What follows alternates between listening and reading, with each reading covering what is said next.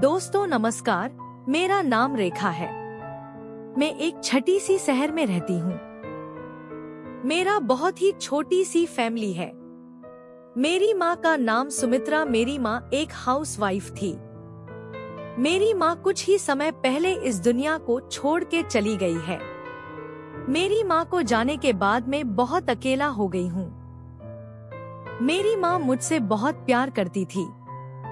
मेरी पापा भी मुझसे बहुत प्यार करते हैं, लेकिन वह मेरी मम्मी के बिना बहुत अकेलापन महसूस करते हैं, क्योंकि मेरे मम्मी मेरे पापा का हर जरूरत पूरा करते थे, जो कि मैं चाह के भी नहीं कर सकती थी। लेकिन मैं जानती थी पापा का मेरे सिवा इस दुनिया में कोई नहीं है। पापा को अब मुझे ही संभालना पड़ेगा। मैं पापा का ख्याल रखने लगी जिस तरह से मेरी मम्मी रखती थी, और इसकी वजह से मेरी और पापा की बीच धीरे धीरे नजदीकियां बढ़ने लगी और हम दोनों के बीच वह सारा हो गया जो नहीं होने चाहिए थी। ये जो हुआ हम दोनों की मर्जी थी, पापा की जरूरत और मेरी इच्छा।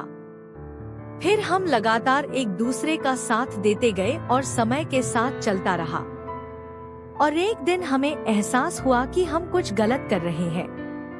हम दोनों ने इसको ठीक करने का निर्णय लिया। फिर हमारे रिश्ता बिगड़ने लगे। रात का समय था। हल्की ठंडी हवा खिड़की के पर्दों को हिला रही थी। घर के कोने कोने में एक अजीब सी चुप्पी छाई थी।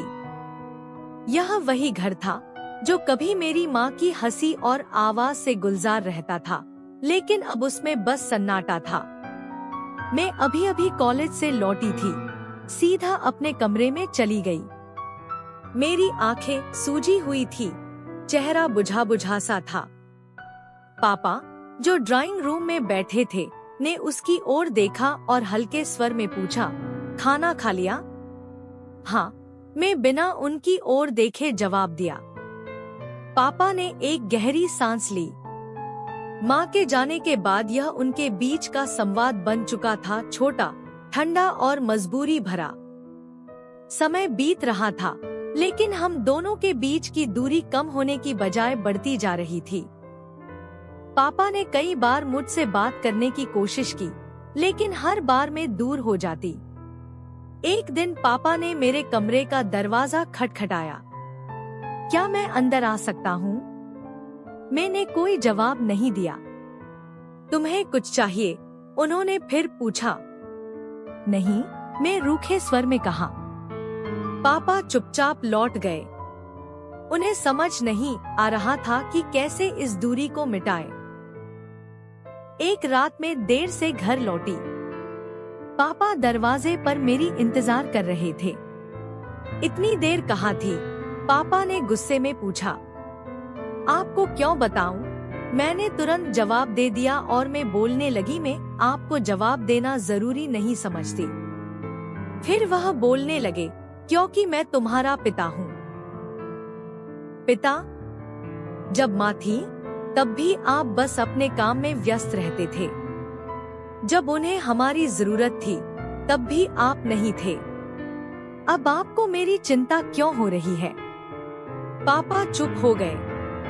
उन्होंने कभी सोचा भी नहीं था कि उनकी चुप्पी इस तरह मुझे उनसे दूर कर देगी।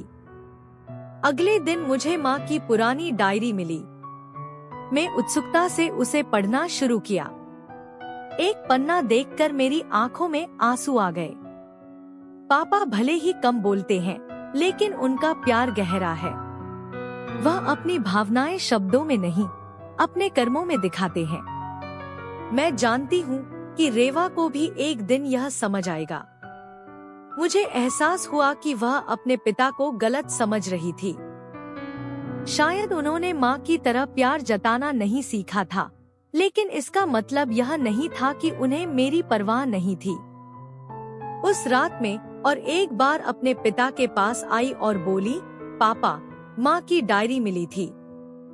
पापा ने चौंक कर मेरी ओर देखा। मुझे लगा था कि आप मुझसे प्यार नहीं करते, लेकिन अब समझ आ रहा है कि आपने हमेशा मेरी परवाह की। बस आपने कभी जाहिर नहीं किया। पापा की आंखों में नमी आ गई। मैं हमेशा तुम्हारे साथ था, बेटी। बस मैं अपने तरीके से तुम्हारी परवाह करता था। मैंने उनके हाथ थाम लिए। वर्षों की दूरी एक पल में मिट गई। उनके रिश्ते में फिर से वह अपनापन लौट आया जो कभी माँ की उपस्थिति में था। कभी कभी शब्दों से ज्यादा एहसास मायने रखते हैं। मेरे और पापा के इस रिश्ते में कोई कमी नहीं थी, बस उसे समझने की जरूरत थी। दोस्तों, आज का कहानी यही समाप्त होता है। मिलते किसी और नई कहानी के साथ। Good bye.